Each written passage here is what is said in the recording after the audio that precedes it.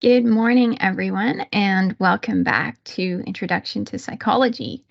Today, we will continue our unit on memory, which is chapter 7 in your textbook, and I'll focus on false memories.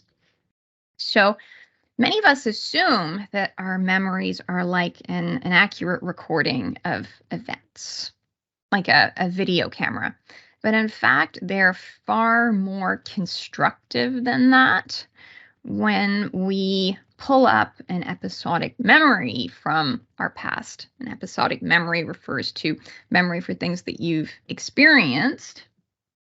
There's distortions. For instance, some of us remember ourselves from a third-person perspective, which we could never have seen in the first place, because in the first place, we would have seen things through our own eyes. So the fact that some of us remember in the third person shows us that there's a constructive nature to memory. We forget things and we fill in the blanks often by making assumptions. Sometimes we mix up our memories. So maybe your memory of your 10th birthday party is mixed up with memories of your 9th and 12th birthday parties. And what else can happen? Well, they're blanks, and we fill them in according to our expectations, according to what we think must have happened. So if you have a memory for a wedding and you blanked on a few places, you might fill that in with information that comes from your expectations of what weddings are like. Okay, the couple must have walked up the aisle. And so maybe even if you weren't there, you might assume that you must have been there and then fill that in with something that you imagined. And if we imagine something as having happened, that increases our confidence that it happened. We can start to really believe that the memory was real.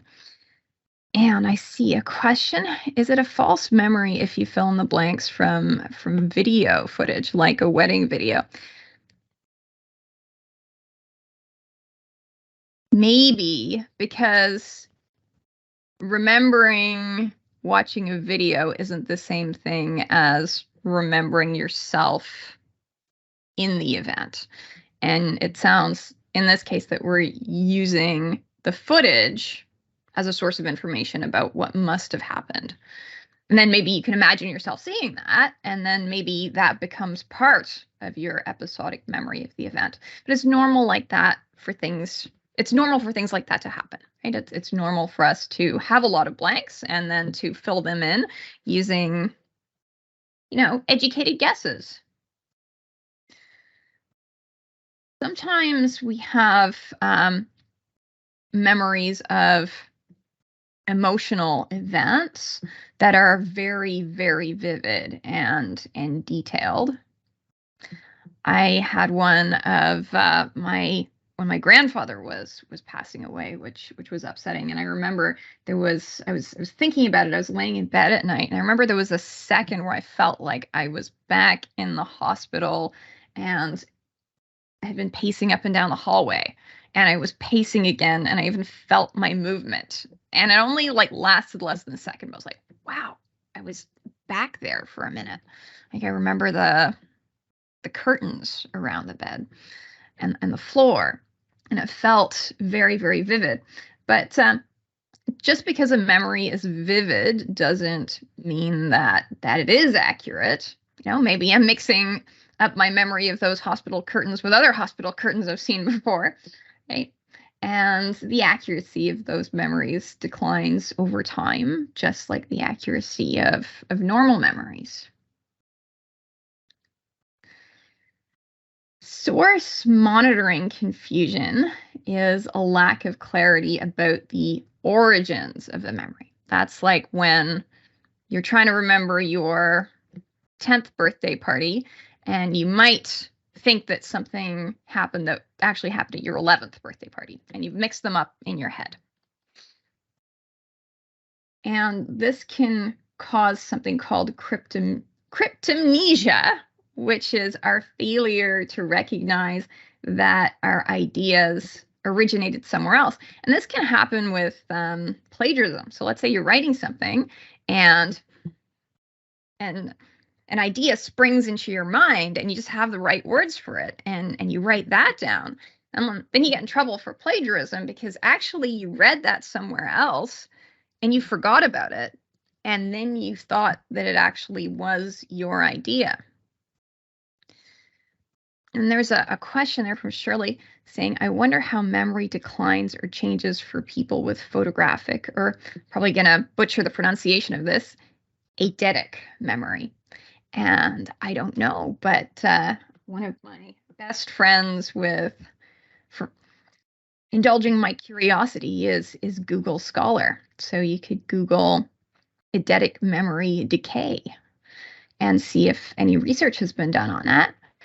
And if you have a burning question and the research hasn't been done on it, you can always think of that as a potential honors project. So back to cryptomnesia, your textbook mentions a case of a song by the former Beatle George Harrison called My Sweet Lord. And I will play some of it for you now.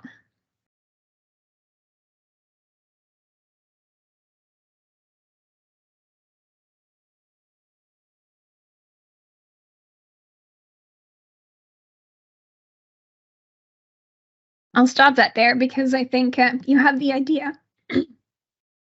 And now I'll play He's So Fine by the Chiffons.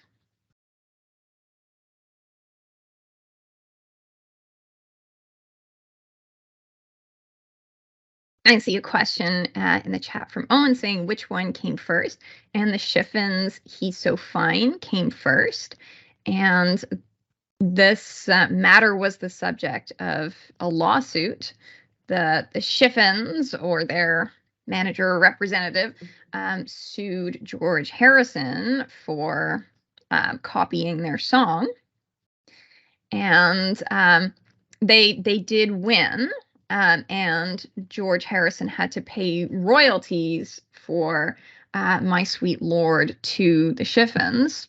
And however, the judge didn't rule that that George Harrison had done anything intentionally wrong. This was put down to be a case of cryptomnesia. So George Harrison heard the Chiffon song and then it maybe stuck in his head. It's pretty catchy. And he didn't realize when he was writing My Sweet Lord that he was referencing this song. Honestly, I'm not a musically skilled person. I don't play an instrument. And if you told me that these songs were completely different, I'd believe you. Like, I don't recognize the similarity, but then processing music isn't a forte of mine. I'm gonna read the questions in the chat now. One from Shirley saying that my mom and I are from South Africa and speak Afrikaans, and we're listening to a song called Little Love, and it sounded identical to Everybody by Ingrid Michaelson. So maybe this happens a lot, and I could imagine it happening and then not being caught when there's like an international music market. And, you know, both these songs, My Sweet Lord and the Chiffons, were popular songs in, say, Britain, North America. So I think there'd be more people who notice, but they might not notice if a tune gets used on the other side of the planet. And I'll read a comment from Chance. And Chance says you can sing the lyrics of George's song over the Chiffons quite easily. And it was a huge song back in the day, and it'd be like accidentally copying a Lizzo song today. I'm so out of it that I don't know who Lizzo is. Okay, so it was something very, very catchy that the people of the day would recognize. So the Chiffons did get, in the end, get the royalty from George Harrison's song, but he wasn't held to have intentionally copied them. And I wonder if there's students who get in trouble for plagiarism when they really thought they wrote down what was considered plagiarism. And I see another comment. There are a lot of, about the Afrikaans song. There are a lot of Afrikaans songs that copy other songs. But based on the similarities, you think it's purposeful.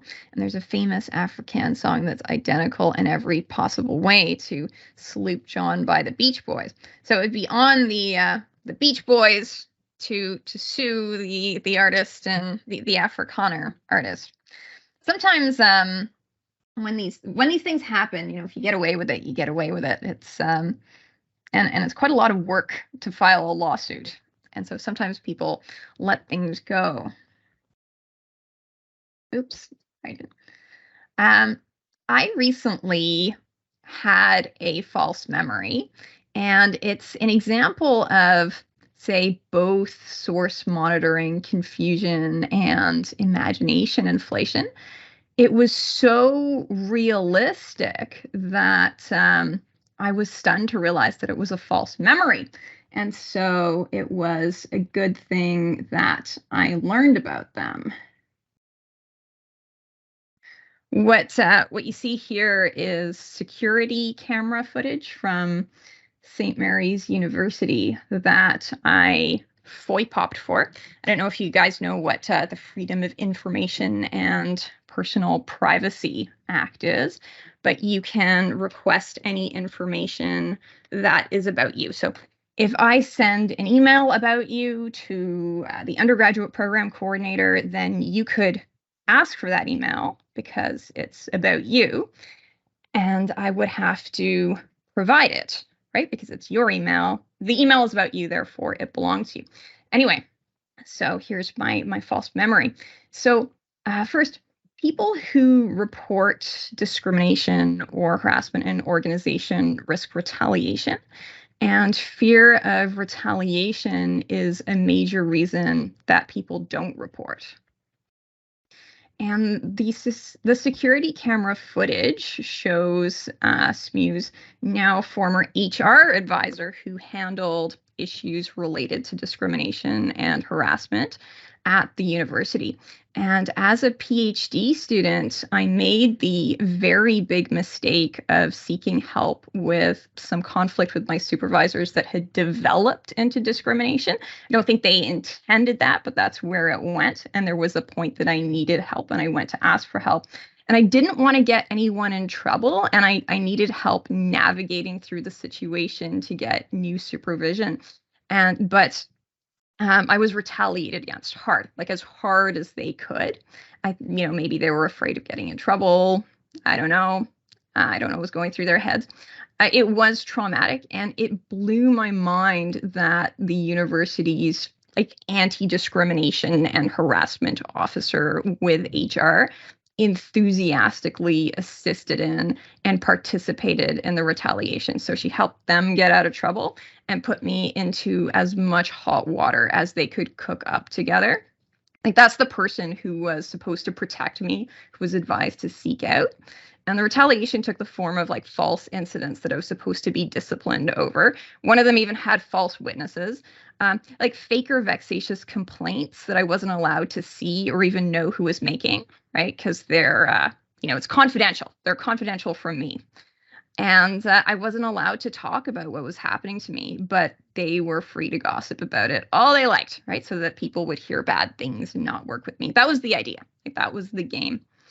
Anyway, so this video shows her yelling at me. There's no audio, but she's threatening to get me in a lot of trouble. She has all these connections in the organization. She's telling me she has people watching me, even in my neighborhood, because we actually live in the same neighborhood. Anyway, I tried to run away, and you see on the security camera footage that she actually chases me through the university. And that was really stressful. Being chased is stressful. It's just not something that you expect as a student or an employee at a university to have happen. That's just not part of the social script. Anyway, so that was stressful. And while she's running after me, my mind is racing. And I'm thinking, I have to go to security because I can't have an unwitnessed conversation with her. And I'm thinking to myself, as I'm kind of going through the building, that security is one floor down. Okay. And I'm thinking, oh no, like either she's going to chase me down a flight of stairs and I'm wearing heels, or I'm going to have to get in an elevator with her alone, right? And she'll be yelling at me and threatening me. And so when I reported this to my mentors, I vividly recalled and described being in the elevator with her. Like I remembered pushing the elevator button. But the professor that I talked to thought that didn't make sense because security and that hallway that she was chasing me through are actually on the same floor. Right? I swore that it happened, that I was in the elevator, that we went down in the elevator together, and we even looked at campus maps together to try to see like what floor the library and security were on. They're actually on the same floor. Right? It turned out that the elevator ride was a false memory. Right? It shows clearly on the security camera footage that we walked right up to the security desk. There was no elevator ride. Okay. That's an example of source monitoring confusion because my imagined feared elevator ride got mixed up with the real event. Okay. I've been in that elevator hundreds of times, and so I have many other memories of like pushing the buttons. And so I must have mixed them up. In retrospect, I'm so glad that I first talked to people that I could trust and not some other HR person in an institution that has a hostile, self-defensive administrative culture. So even though I was acting in good faith, that false memory, right, had I reported it to the university, would have functioned to undermine me, right? Because it would have looked like I was lying to get me in more trouble, would have maybe gotten her off the hook again, right? It would have helped the university lawyer pick holes in my story, right? And I'd look like a liar in the problem. So I'm so grateful that when I reported that for the first time, it was with like people I knew I could trust, like a professor in my department, and then to my union, because then when we were ready to report it, we did it in a way that was, that caught that false memory. I'm grateful for that. So research shows that false memories can be placed experimentally in the lab. And that can happen when we ask misleading questions. I see a comment in the chat. Thanks for sharing that. You're welcome. That was part of a traumatic experience. But one of the reasons I shared it is, first of all, it's a good story about a false memory, that one that I really believed in. And the other one is that discrimination, harassment are real, and retaliation for reporting is real. And I think one of the reasons that the situation can be like that is because people are so scared to talk about what happens. Like, you're scared into silence. And I think one of the ways to change that is to just break the silence. And by the way, I from everything I've seen, things are way better at Mount A. And I absolutely, this was a smooth thing. So this is not something that happened at Mount A. Yeah, thank you. All right, so back to false memories. So here's a way that somebody might unintentionally implant a false memory. So let's say there's an eyewitness of some kind of crime they're reporting, and they're asked, what color jacket was the suspect wearing? That's a leading question because the question makes an assumption. The assumption is that the suspect was wearing a jacket, and maybe they weren't. But once you've asked the person that question, they assume that there was a jacket, and then they try to remember it. And so let's say the suspect wasn't wearing a jacket, but was wearing like a black t-shirt. So then maybe now the witness thinks that they must have been wearing a black jacket, and they imagine a black jacket, maybe a common one or one that's like something they have. And then voila, now it's a real part of the recollection. And we know that recollections are reconstructions at their best. So asking leading questions can function to work their way into people's reconstructions of an event.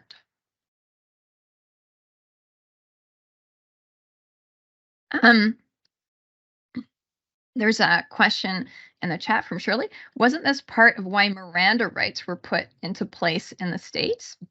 I'm not quite sure what Miranda rights is, but is that when I've watched some police shows when they say, you have the right to remain silent because anything you say could be used against you. And I'm not aware of the history of Miranda rights, but that may very well be the case. So if an interviewer asks questions that are suggestive and that contain hidden assumptions, it can lead the person answering the questions to incorporate that memory to incorporate that information into what they're recollecting. And that can happen even when the person isn't trying to lie. And now I'm looking back at the chat and about Miranda rights, and it says in real life, they read those rights only when you're in an interrogation or giving a statement. Oh, okay. So maybe I shouldn't believe what I see on TV shows. And then there's a further comment. If I remember correctly, it's because the lack of knowledge about those rights can often lead to people feeling forced to confess or give false statements. Yeah, under scary, stressful circumstances, people can do things that are not in their interests. The misinformation effect refers to the creation of fictitious memories by providing misleading information about an event after it takes place. I think my question about the jacket is an example about that. There's a study that's described in your textbook where the researchers told people that about how they'd been lost in a mall as a child. And before they did this, they checked with people, made sure this didn't actually happen. And maybe they got people to develop a story around this. But at the end of the day, many people believed this lost in the mall story. And when they were debriefed and told that it was an implanted memory, they're like, no, they still thought it was real. And it's possible that, they had another emotional experience of getting lost somewhere. And they also had memories of being in a mall, and they put those together. At the end of the day, there was the researchers were able to implant a memory and then have people believe that. They really believe it. There's a question from Emily saying, is it possible to mix up memories with dreams? I don't see why not. So if you have a dream and you remember your dream and then you have a memory of a similar event, there's no reason why you couldn't mix up that information. So I'm going to say yes. Most people don't remember their dreams. Typically, people wake up and forget them. And so if you want to keep a record of your dreams, something you should do is have a journal. And then as soon as you wake up, reach for your journal and write down what you can remember, because it'll fade very quickly. There is some famous research in psychology by Elizabeth Loftus and colleagues, and they showed people footage of cars colliding. And then they asked people how fast the cars were going when they contacted each other, but they used different words. So for some of the subjects, they asked how fast the cars were going when they contacted each other. And then sometimes they used the word hit. And with other subjects, they use the word bumped. With other subjects, they use the term collided. And with some others, they use the term smashed. And what you can see here is that when people are asked to estimate the speed of what they've seen on video footage, they've all seen the same video footage. When they're asked to estimate the speed of these vehicles that had smashed into each other, they think they saw the vehicles moving faster than the people who saw the same video footage of the same event, but were asked how fast they were going when they contacted each other. Because those questions contain assumptions. Smashing into each other sounds like a high impact kind of event, right? More higher impact than bumping. And contact, it just doesn't sound very dramatic at all. But what this shows is that people's recollection of the speed that the cars were moving at depended to some extent on the way the question about speed was asked and the cues that were contained in the question. Those words are all cues. Contacted is a cue for a less dramatic high speed incident than smashed is. Right? Like those words carry expectations. I see a comment in the chat from Chance saying, several times a week I get deja vu, and it usually feels like I've dreamed it before. Deja vu is an interesting memory phenomenon. And as the name suggests, that's the feeling that you have done something before. You go somewhere, you see something, you're like, I've been here before. I've done this before. And I believe that is an example of source monitoring confusion. You may have been in a very similar place before. There's something about the new place that reminds you of somewhere you've been before. And you can't quite put your finger on it. You're like, been here before, I've done this before. And you can't quite remember what it is. But that does happen. And yeah, so the experiments from Elizabeth Loftus show us the effects, the very real effects of asking leading questions. And now you can imagine that this has real world applications. There was one study where the researchers implanted the false memory that the subjects had loved asparagus as children. And when they did that, that made the subjects more likely to enjoy asparagus and to want to buy asparagus and spend more money on the asparagus.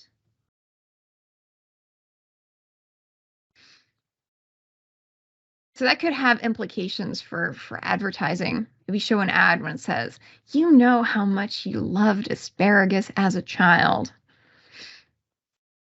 And maybe it's not true, but some people will believe it.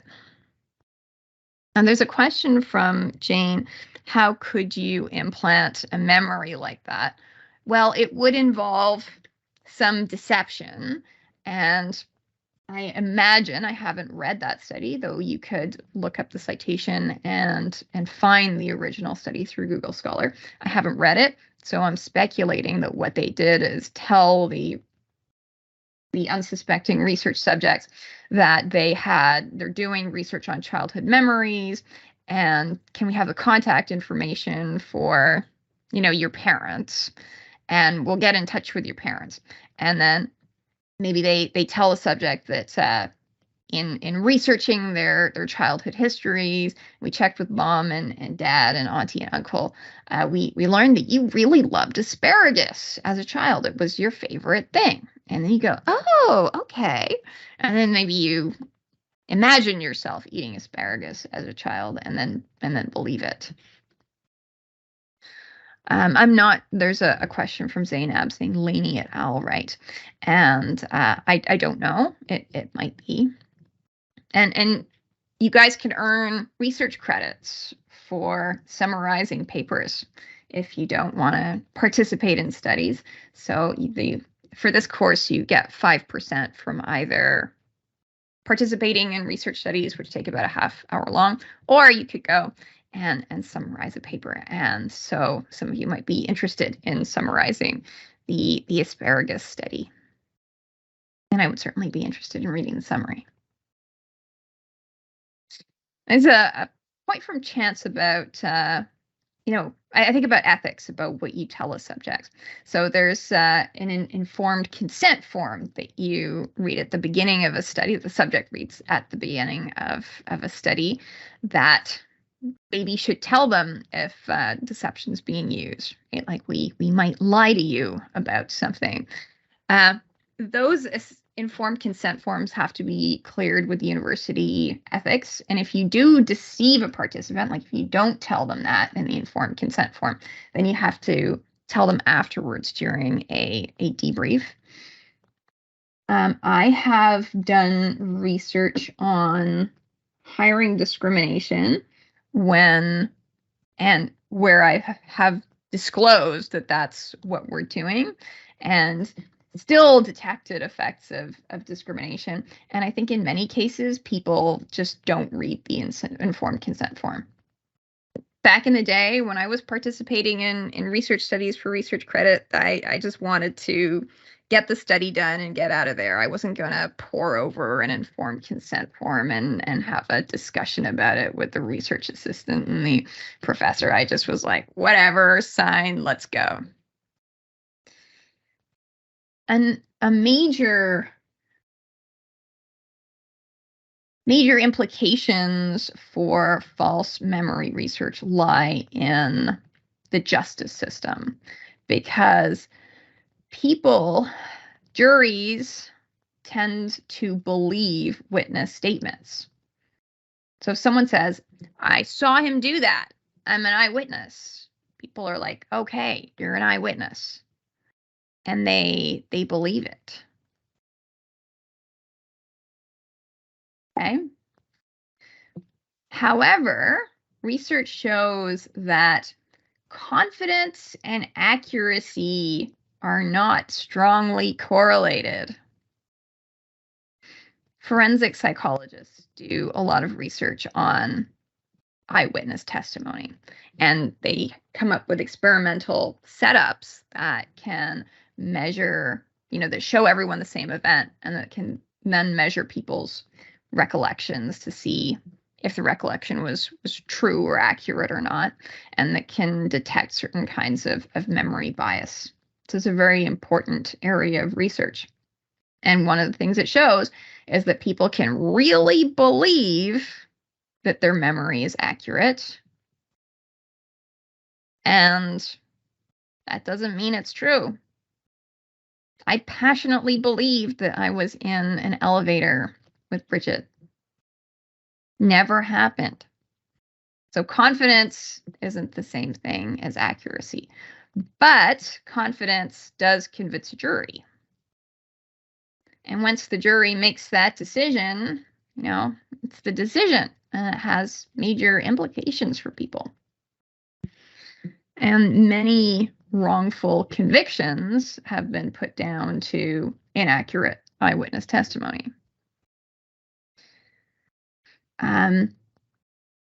And I'm looking at the chat now. I see some questions. The first one is that, do people get embarrassed more when they don't read the informed consent? I don't know. As in, like, they get debriefed that they were deceived and they're like, oh, I should have read the informed consent. I don't know. That is there's a testable hypothesis behind that. Honestly, when I was a student participating in that stuff, I didn't really have time to listen to the debrief either. I just wanted to get in and get out and get my credit. But some of you may be more engaged and more conscientious. There's another question about my false memory. Do you still have that false memory of being in the elevator, or did it kind of go away? I still have the memory, but I know that it's imagination inflation. I know that I imagined that. But I didn't figure out that I imagined it until I saw the security camera footage and, talked to my mentor who was like, no, they're on the same floor. But I believed they were on different floors even then when I was reporting it. So I still have that memory. Well, it's not a memory. Well, no, actually, it is a memory. I'm remembering something I imagined. I'm not remembering a real event. There's the matter of false memories is controversial. No, I don't think that's quite the right word. The research that shows that people have false memories is not controversial. Like, it's well done research. The controversy isn't over research methods. It's more like a social controversy about believing the victim. So sometimes people report victimization, and other people, the person that's being accused, can get in a lot of trouble for that, or they could have their reputation damaged. And there are many social issues around that. Some people would say that you should believe the victim because, they're probably telling the truth. It is really scary to report victimization when you're reporting it against somebody that has more power than you, especially power in a system. You can be retaliated against for reporting. A lot of people stay silent. And so when somebody does come forward with a report, sometimes we want to support that person by believing them. But what if it was a false memory? What if the person really thought they were telling the truth, but they mixed some things up? Like maybe the identity of the perpetrator. So there's a need for evidence, because people can be unjustly accused. People can be falsely accused, even in good faith. And, there are people who have lost their jobs and gone to prison for things that they actually didn't do. And yet there's so much that goes unreported. So, how do you navigate that? From a practitioner perspective, I will say that if you're a counselor or a therapist, then you're not a detective or a judge, right? Or a lawyer. And believing your client's part of the process, right? You can't be a detective. There are constructivist perspectives in counseling that see the stories we tell as, say, partly true, partly false, often exaggerated and cherry-picked, and that would say that the issue isn't so much whether the story is true or false, than what you're going to do with that story. How does that story inform the client's next action? And is that adaptive or maladaptive? But that is a very different job than being an HR advisor or an HR officer that's receiving complaints of discrimination or harassment, or somebody in, like, a police officer taking a report. Like, I would want those folks to care more about the evidence. So I think there's different roles in society around these issues, and doing one's job well can mean different things. And there's a comment from Chance about prisons, and you could ask the question, well, are prisons an effective form of punishment, right? If somebody does something bad and they go to prison, does that actually fix the problem? What does that achieve? That's a good question. Yeah, any thoughts about that controversy around false memories? There was last year, was it last year now? There was a lot of controversy around the that defamation case. Amber Heard and Johnny Depp, and people took sides. Question from Michaela. A lot of people in prisons will believe they're innocent, even though many police reports will maintain they did indeed commit the crime. In this case, how does a parole officer or prison psychologist approach their work with the person who maintains their innocence?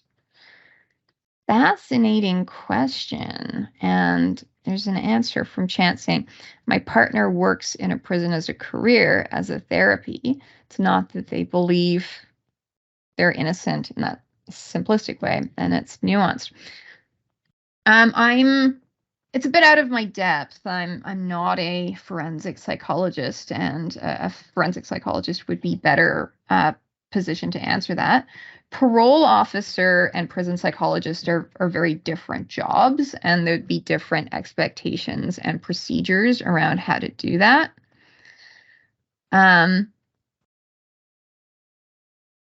There's also a social phenomenon that I think it's important for people to know about called mobbing. I'll type that, or maybe I'll write that with my pen. Mobbing. It's hard to write using my trackpad. Mobbing. It's a social process. People can participate in it without realizing it. And it's when people in a social group or system gang up on somebody. I know if you've ever had the experience of being ganged up on, it's not very fun. It can involve intentional collusion. When there's intentional collusion, it typically doesn't involve more than 2 or 3 people. But if you have 2 or 3 people spreading rumors about somebody and they have power and credibility, other people who are part of the process can come to believe those rumors and then see the target in like a negative light or through a dark lens. And they're set up to see that person as a threat or as a bad person, and to interpret ambiguous things that person says or does, or even normal things that person says or does, as further evidence of their bad behavior. And I think those processes are engaged in, say, discrimination.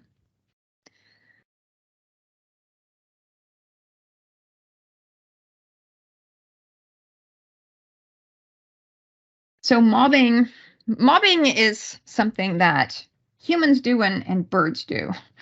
And you might be familiar with examples of mobbing from, say, like witch burnings. So about 400 or 500 years ago, a lot of people would come together to accuse some hapless target of being a witch. And there'd be somebody who'd come up and say, yeah, I saw her in my garden, and then some of my chickens caught a disease and they died, and it's because she cast a spell on them. I saw it. And somebody else would say, I had a miscarriage. It was the witch.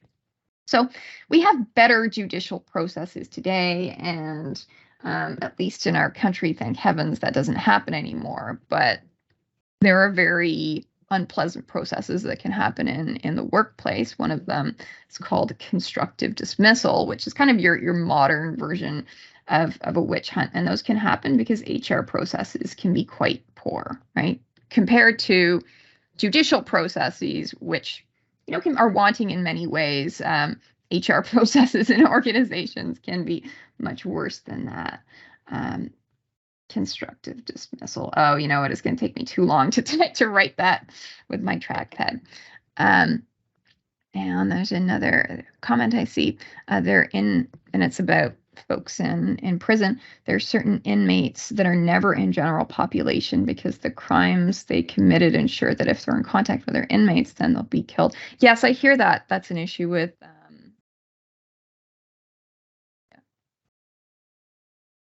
and guards are part of that process too. Social psychology is a fascinating area of psychology. There are group processes where people gang up and act as a unit. There's something called crowd psychology.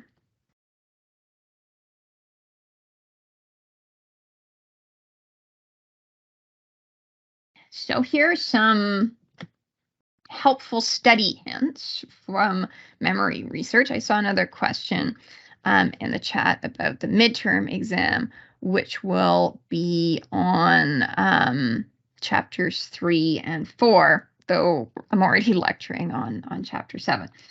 So here's some helpful hints that, you know what, I just looked at the time. I didn't realize we're over time. It's 10:20. I will pick up with this on Wednesday. Thank you for your time, and I'll stop the recording here. Have a good one. Thanks.